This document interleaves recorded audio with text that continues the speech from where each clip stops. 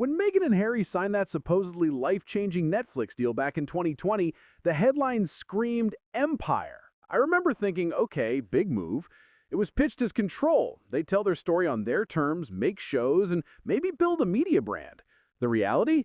The docuseries grabbed attention, sure, but the rest of the promised slate never became the Hollywood takeover people expected. A few projects got ink, a few fizzled, and critics started whispering that the deal looked more like a golden parachute than a production pipeline. Fans defended them. Haters had a field day. Either way, the buzz shifted from creative vision to, did this actually work? And that question set the stage for every awkward photo and every rumor that followed. Meghan's never been shy about remaking herself, and honestly, she's good at it. I watched her go from a TV actress to a duchess to someone who treats red carpets like job interviews for the rest of her life. She knows how to pick a moment, lean into it, and make sure the cameras don't forget her name. That isn't always a bad thing. Survival in Hollywood often means showing up louder than everyone else. Critics call it ambition, fans call it hustle, I call it practice. Practiced charm, practiced timing, practiced headlines. She learned the rules of the game long before marrying into the family. Visibility equals power. So when the Netflix deal didn't turn into a media empire overnight, she didn't sulk. She doubled down on the appearances, the events, the people that matter. Which brings us to the people who actually control the room, the gatekeepers. Sarabas runs Netflix. He's the guy who decides what stays and what goes. So yeah, if you want clout in streaming, you court his orbit. Rumors suggest Meghan has been careful about showing up where he is, smiling at his jokes, praising him in interviews, and popping up at the same events. Now, people can call that networking, and to be fair, that's often what it is. But gossip drinks body language. Photographers notice who lingers, who laughs a beat too long, who angles themselves into the frame. I'm not saying there's proof of anything beyond a lot of tightly framed photos and whispered hot takes. Reports claim she's playing the long game. Others say it looks calculated. Either way, when a duchess starts acting like a Hollywood player and appears close to the man who signs the deals, tabloids get a field day. And that's when optics stop being small talk and start becoming the whole story. Here's where the tabloids do their thing. They turn a smile into a storyline. Photographers catch Meghan laughing beside Ted Sarandos, and suddenly it's a headline, "The Duchess woos Netflix boss." A close-up of two people sharing a stage becomes evidence. Body language gets parsed like a crime scene. Reporters stitch those shots into a neat narrative. Meghan the climber, Harry the trailing husband, Sarandos the prize. Rumors suggest those pictures aren't accidental. They say they're staged moments designed to signal influence. Reports claim the optics matter more than the meetings themselves. And honestly, that's how Hollywood works. Suggestion sells better than proof. Once the story exists, every small move gets reread and magnified until fans and critics both act like they saw the whole thing happen in slow motion. But all that noise raises a real question. Where does Harry fit in this picture? He walked away from a life that was carved out for him. Uniforms, titles, the whole royal script, and traded it for a very different stage. Lately, though, that stage looks awkward for him. Reports and clips from recent appearances show Harry at events looking tense or out of place, and social posts have been quick to mock those moments as cringe or unsure. This isn't just tabloid sniping.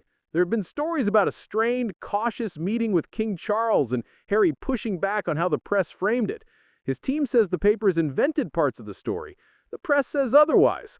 Either way, the coverage feeds the idea that he's quieter, more defensive, and not the headline-grabbing rebel people remember.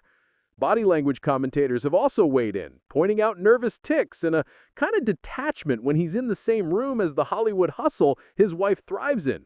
That analysis gets recycled into the narrative. Meghan navigating the crowd, Harry standing back. Rumors and hot takes fill the gaps when there aren't solid facts. At the same time, Netflix and its people still publicly back Meghan and the couple's projects, which keeps the spotlight aimed at her and, by extension, at how Harry fits into the picture. That contrast only sharpens the story. She's being praised by gatekeepers.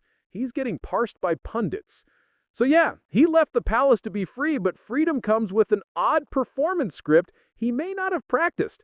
Next, we'll look at how those palace whispers and strained family links react when headlines pair Meghan's Hollywood moves with a powerful exec like Sarandos. The palace watches this whole thing like it's a poorly written TV subplot, equal parts annoyed and suspicious. Insiders whisper that Meghan's Hollywood sprint confirms what some in the family feared. She never really wanted to fold back into royal life. Rumors suggest William has kept his distance, and reports claim King Charles has offered cautious, clipped responses instead of open arms. That silence gets read as a judgment, and gossip fills in the blanks fast. I've seen pundits and former aides frame the story as proof she's betting on Hollywood, not reconciliation. But keep in mind, those are opinions dressed up as facts. The palace doesn't hand out playbooks on the record, so the narrative grows in the dark, fueled by leaks, guesses, and a few well-timed quotes. Still, the family tension matters. It colors every headline and makes Meghan's move seem less like business and more like a test. And if the royals keep looking away, that only makes the Hollywood spotlight feel louder. So what this means for Meghan and Netflix, and why the company might hit pause if the noise gets too loud. Here's the thing about Netflix. They love the attention Meghan brings, but they hate risk. Her name guarantees clicks, streams, and endless commentary. The Harry and Meghan docuseries prove that. But Hollywood insiders say execs like Sarandos know when the chatter crosses from helpful buzz into liability. If the whispers get too messy, companies quietly step back, even if the partnership is technically still alive. For Meghan, that's the tightrope. She can't afford to vanish from the conversation. Invisibility in Hollywood is basically career death. At the same time, she can't look desperate because desperation kills mystique. So she threads the line, appear often, stay visible, fuel speculation just enough without handing anyone proof. It's a gamble, but one she seems comfortable playing because she understands the brutal rule of modern celebrity. Relevance beats reputation every single time. And relevance is what keeps her trending, even when Harry looks uneasy. But the bigger question is whether this spotlight strengthens her story or leaves Harry fading into the background. That's where we wrap it up next. So what's the takeaway? Meghan knows how to play a room. She's always known. Whether it's the palace or a Netflix gala, she shows up, smiles, and keeps the story rolling. Rumors suggest she's cozying up to powerful people like Ted Sarandos. Reports claim those moments help keep her projects alive and headlines humming. None of that proves anything beyond clever networking, but gossip doesn't need proof. It only needs a picture and a good headline. Meanwhile, Harry looks unsure on this new stage. He gave up a script written for him and now finds himself learning lines on the fly. Silence from him lets other people tell the story, and the version that's stuck right now paints him more as a supporting player than a co-star. That may or might not be fair, but fairness rarely sells. The real risk isn't whether Meghan is strategic or performative. It's that the longer this dances on, the more executives in the palace treat it like a risk calculation instead of a personal life. Sarandos could keep backing the deal, or he could quietly distance himself if the noise starts to hurt business. And if that happens, the spotlight she's been leaning into might dim faster than the tabloids would admit. So ask yourself, are we watching a power move or just a very public way to stay relevant? Either way, the drama isn't ending. It's changing acts, and I'll be watching which character tries to rewrite the script next.